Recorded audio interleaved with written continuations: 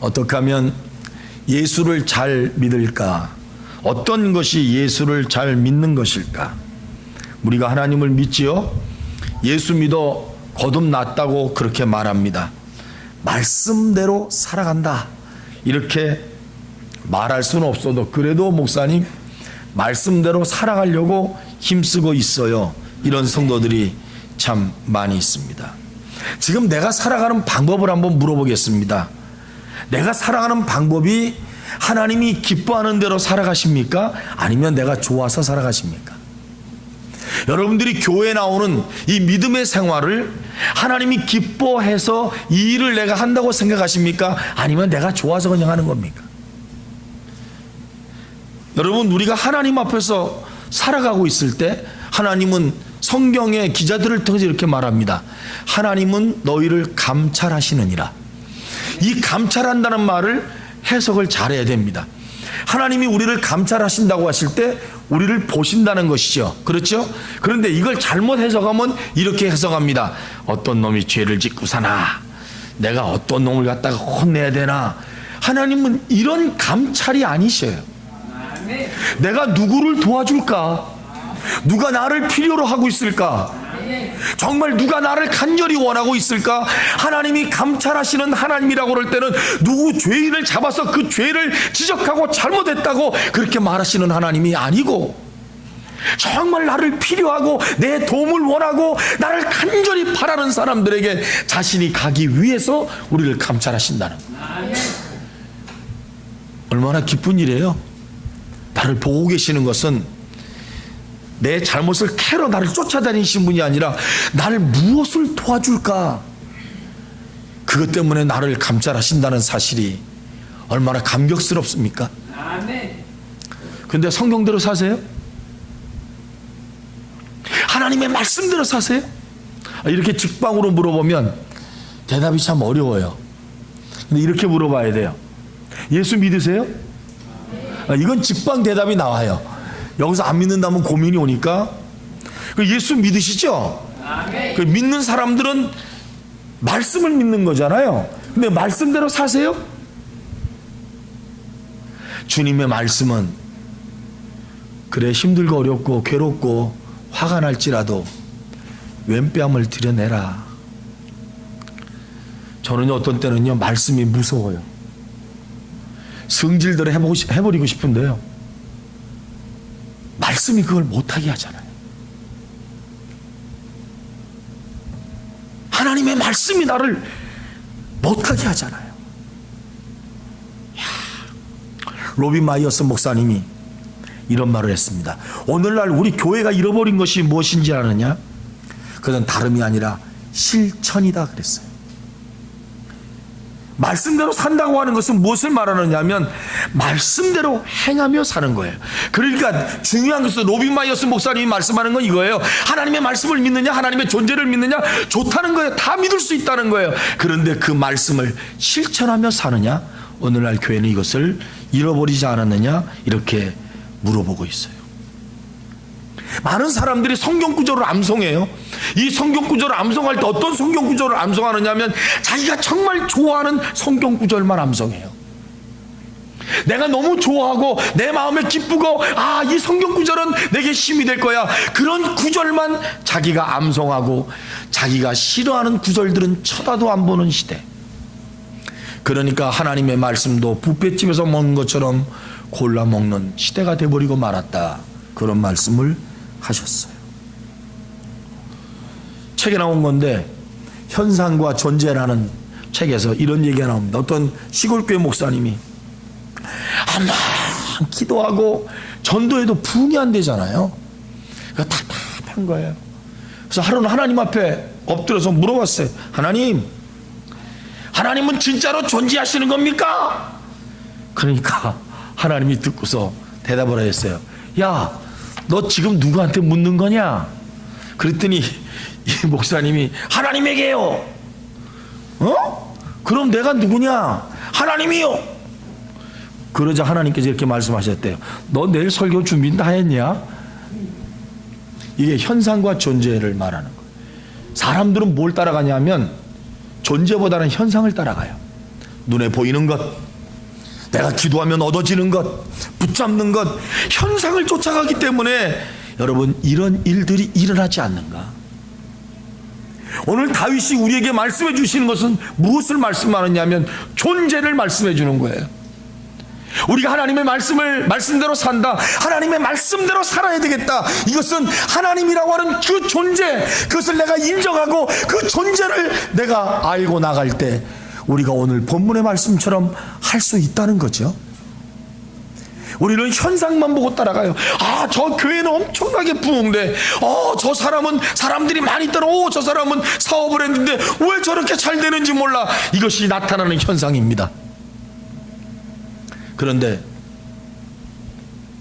그 현상을 따라가다 보면 존재를 잃어버리잖아요. 오늘 다윗은 주의 성소를 향하여 두 손을 들고 기도하고 있습니다.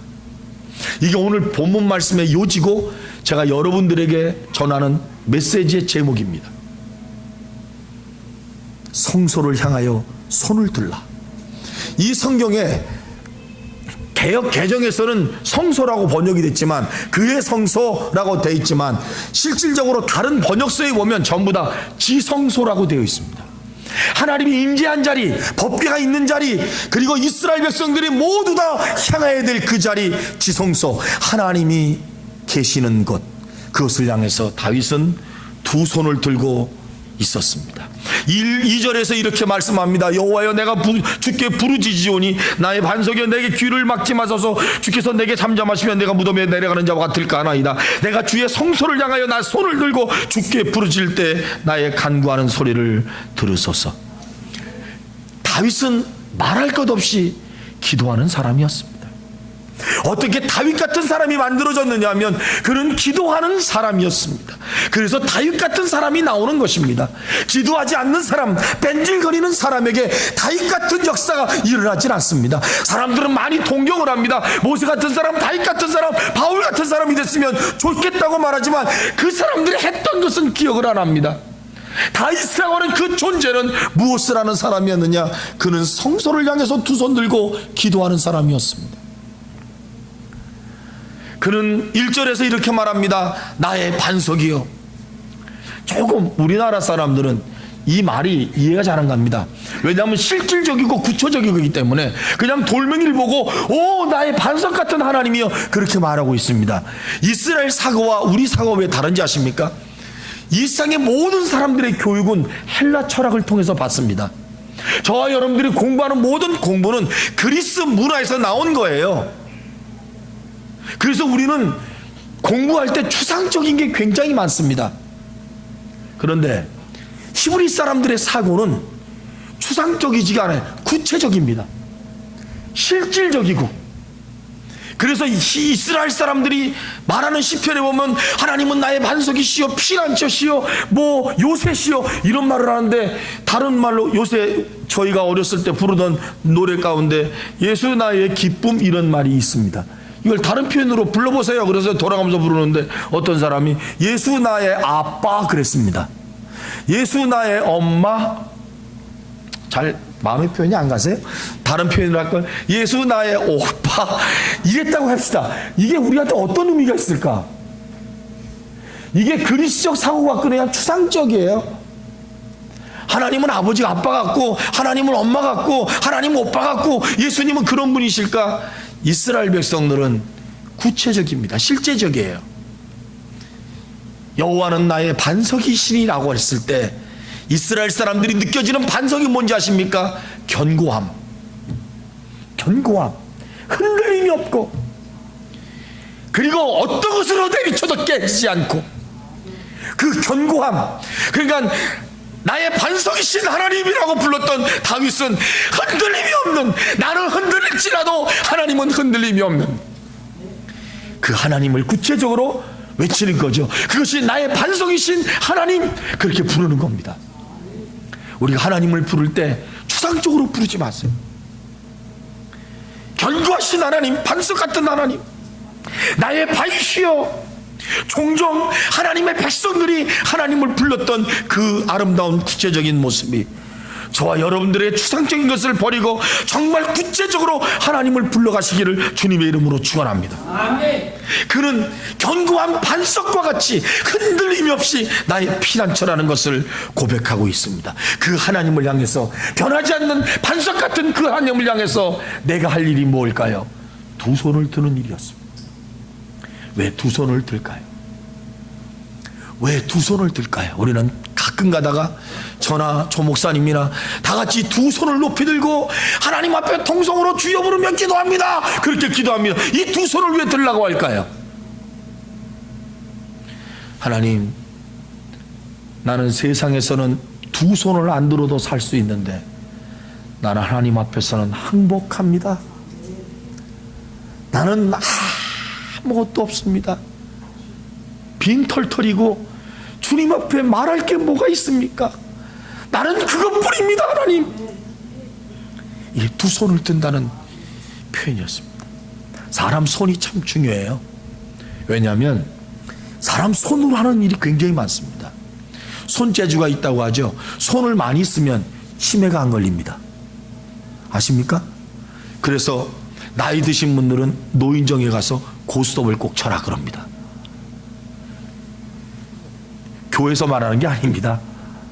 왜 그러냐면 손을 놀리고 머리를 쓰니까 치매 안 걸린다. 뭐 그 중에 하나겠죠.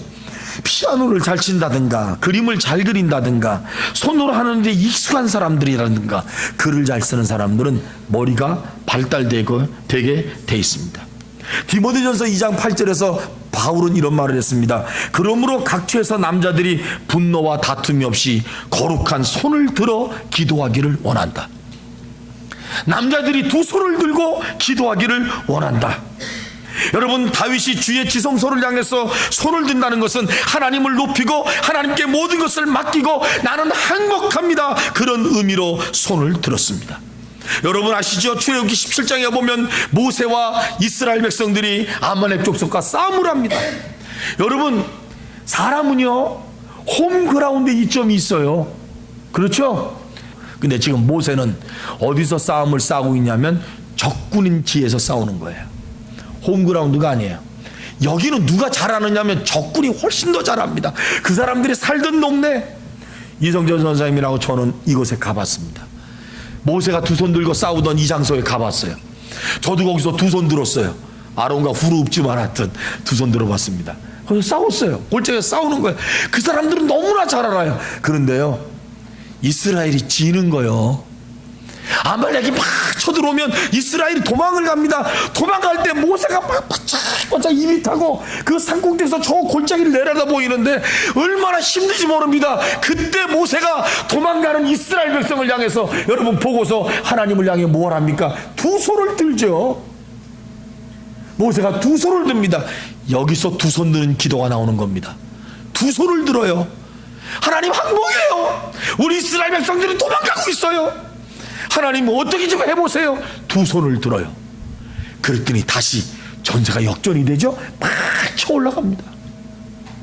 모세가 손 내리면 쫓겨가고 모세가 손 올리면 다시 이기고, 결국은 두 사람이 손을 받들어줘서 이스라엘이 이겼다고 하는 성전보죠. 뭘 말씀해 줍니까? 손을 드시라는 거예요. 성광교회 성도님들은 손을 드시라는 거예요. 두 손을 들고 지성소를 향해서 하나님 앞에 기도하시라는 거예요. 저도 이길 수 있고 후퇴도 다시 돌아갈 수 있고, 할렐루야. 이것을 오늘 말씀을 통해 우리에게 가르쳐 주는 거예요. 3절에서 말합니다. 악인과 행악하는 자와 함께 나를 끌지 마옵소서. 악인들과 사악한 자들이 나 함께 나를 싸잡아서 내 동댕이 치지 마십시오. 그들은 이웃에게 평화를 말하지만 마음에는 악을 품고 있습니다. 무슨 말입니까? 하나님, 그런 사람 가운데 내가 살고 있잖아요. 이런 사람들 가운데 내가 살고 있잖아요. 주의 보호하심이 없으면 나는 어떻게 삽니까? 또 1절 2절에서 이렇게 말합니다. 제가 말할 때 제발 귀를 막지 말아주세요. 이 말은 무슨 말이냐면, 하나님, 침묵하면 나 죽어요. 하나님, 침묵하지 마시고 내게 말씀해 주세요.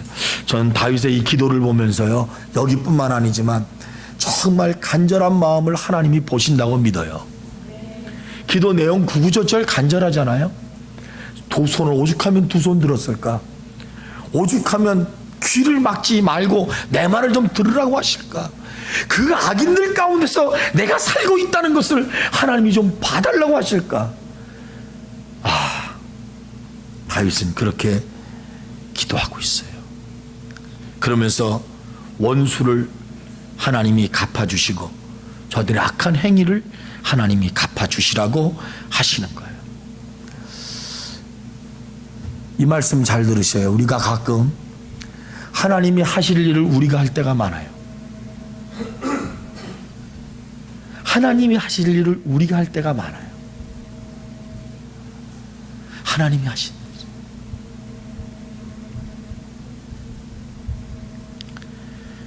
하나님이 하셔야 될 일을 내가 나서서 할 때가 얼마나 많은지 몰라요. 그러니까 안 돼. 여러분, 일 안 하던 사람들이 교회 일을 막 하다 보면 누가 눈에 띄어요? 교회 일 안 하는 사람이 눈에 띄어요. 자기가 안 할 때는요 절대 안 띕니다. 근데 자기가 막 일을 하다 보면 교회에서 뺀질거리는 사람들이 보여요, 안 보여요? 다 알고 있으니까 말을 못하는 거예요. 지금 보여요. 자, 내가 기도하죠. 내가 기도합니다. 기도 안 할 때는 기도 안 하는 사람들이 눈에 안 보여요. 근데 내가 엎드려서 막 기도할 때는 기도 안 하는 사람이 눈에 보여요, 안 보여요? 다 아는구나. 이것도 보여요. 정말 보여요. 전도 안 할 때는요, 전도하는 사람이 안 하는 사람이 누군지 안 보여요. 하는 사람 보이는데 내가 전도 열심히 하다 보면요, 누가 전도를 안 하는지 눈에 보이거든요. 여기에 숙제가 하나 나옵니다. 숙제가 나와요. 이 말씀 잘 들으세요. 우리 교회는 제발 그러면 안 돼요. 그때부터 뭐가 나오냐면 정죄가 나오기 시작합니다. 기도하는 사람이 기도 안 하는 사람 정죄하기 시작해. 누구는 기도 안 하고 누구는 맨날 놀고 말이야. 정죄. 누구는 전도도 안 하고 말이야. 뺀질거리기만 하고 말이야. 누구는 일도 안 하고, 아이고 권사람에 일도 안 하고 뺀질뺀질하고. 이런 말 하지 마세요. 내가 일해서 일 안 하는 사람들이 보이면 그 사람들을 위해 주님께서 기도하라고 보여주시는 것이고, 아멘. 내가 전도할 때 누가 전도 안 하는 것이 보이면 그 사람도 함께 나랑 전도하기 위해서 하나님 함께 해달라고 기도하라고 보여주시는 거예요. 남을 갖다가 끄집어 들여서 여러분 나와 함께 매달지 마세요. 매달지 마세요. 자, 결론. 다윗은 기도에 확신이 있어요. 내가 하나님 그러면 저기서 예스 한다는 그 사실을 알아요. 내가 안 할 때는 저기서 예스 안 하시지만 내가 하나님이라고 요청을 하면 하나님은 언제나 예스 하신다는 걸 마음속에 믿어요. 여러분, 이 믿음이 얼마나 귀할까요? 우리 모두에게 이런 믿음이 있기를 주님의 이름으로 축원합니다. 6절 7절에서 이렇게 말씀합니다. 여호와를 찬송하며 내 간구하는 소리를 들으시미로다. 여호와는 나의 힘과 나의 방패시니 내 마음이 저를 의지하여 도움을 얻었도다. 그러므로 내 마음이 크게 기뻐하여 내 노래로 저를 찬송하리로다. 지금 기도하는 중에 마음에 확신이 오니까 뭐가 나오느냐 하면 찬송이 나오는 거예요. 여러분, 기도하다 보면 이런 거 막 생겨요. 기도해 보셨죠?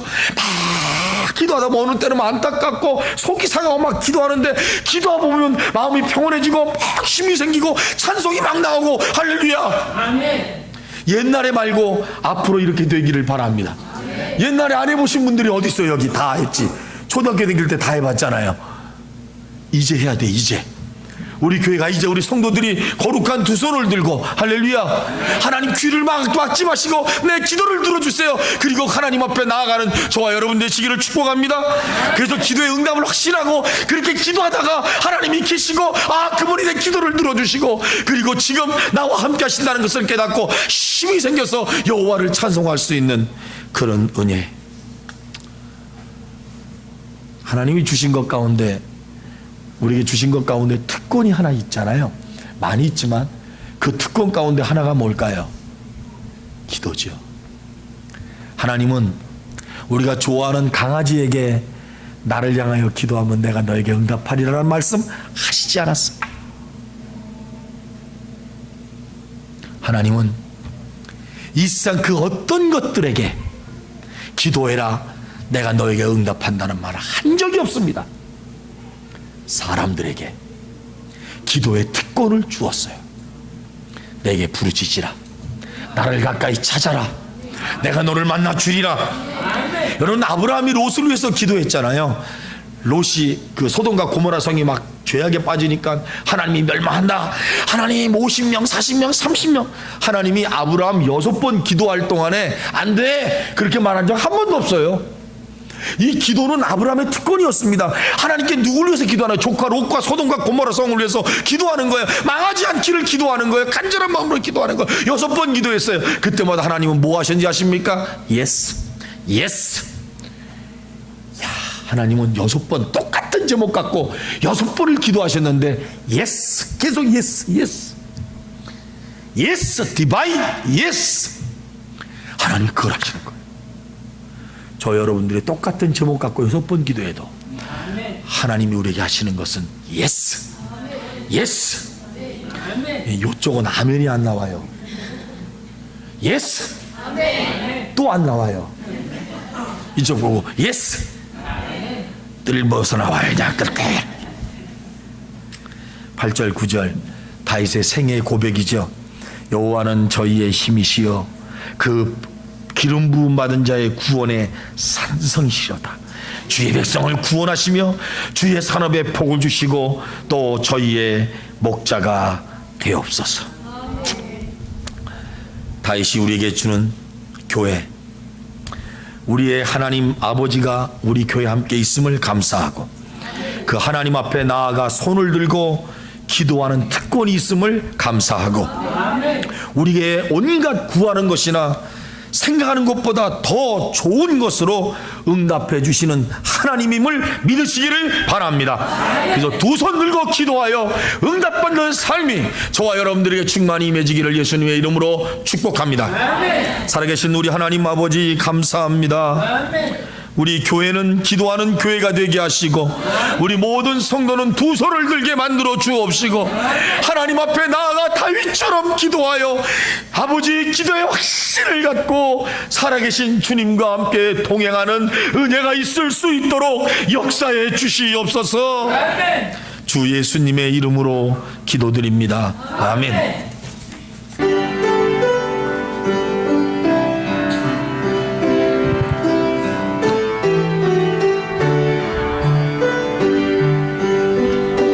나 약해 있을 때에도 주님이 함께 계시고 나 소망 잃을 때에도 주님은 내게 오시네. 나 시험 당할 때에도 주님이 지켜주시고 나 실망 당할 때에도 주님이 위로하시네.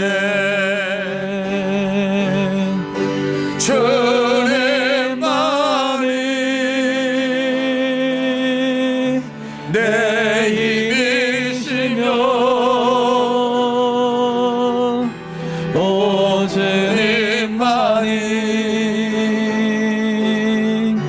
날 도우시네. 오 나의 주님 내 아버지여. 오 나의 주님 내 사랑이여. 두 손 들고 주님만이 주님만이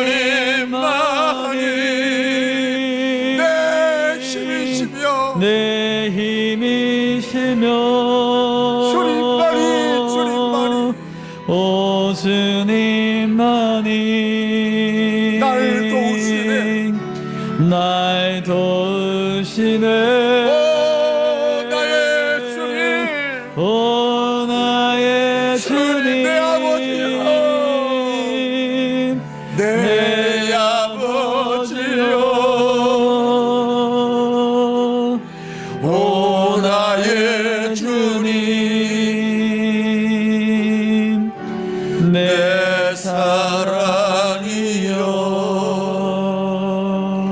옆에 사람 손을 잡으시고 머리를 숙이세요. 마음은 주님을 바라보시고, 그리고 그 주님을 향해 여러분들의 손을 드세요. 나를 보고 계시고 나를 감찰하시고, 내가 도와줄 일 없나? 내가 힘들 일 없나? 넘어졌구나, 힘이 들구나, 약해졌구나. 다가오셔서 나를 일으키시는 그 주님 앞에 열심히 나아가시는 여러분 되시기를 주님의 이름으로 부탁합니다. 아멘. 이제는 우리 주 예수님의 은혜와 하나님의 그 놀라우신 사랑과 성령님의 충만하신 은총의 역사가 손을 들고 주님을 향해 나아가 주님 앞에 엎드려 기도하고 응답받는 삶을 살기를 원하는 성광교회 모든 성도들 머리 위에 이제부터 영원히 함께 있기를 예수님의 이름으로 축원합니다. 아멘.